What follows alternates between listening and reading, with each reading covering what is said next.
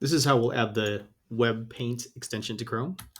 In the Omnibox, type in Web Paint extension. Looks like we've got it typed in right there.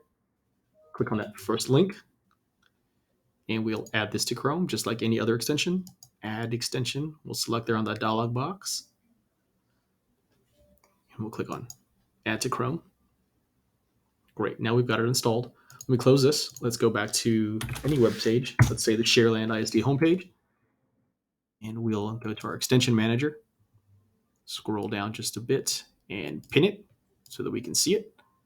Now, if we want to annotate this page, all we have to do is click on the Web Paint extension, and we can move it from its dock right there.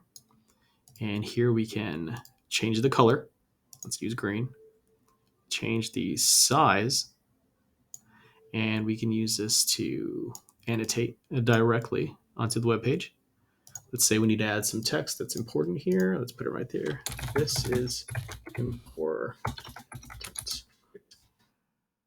We can also draw shapes, fill the shapes with a different color, for example. Right there. Well, we didn't select that there. And fill that. Great. Okay. Oh, too much. Now, if we want to back out of a change, you can do it just like that. We can regain our cursor by clicking on this cursor icon, and we can also erase and take a screenshot. Download that right there. Let's go back to our working page.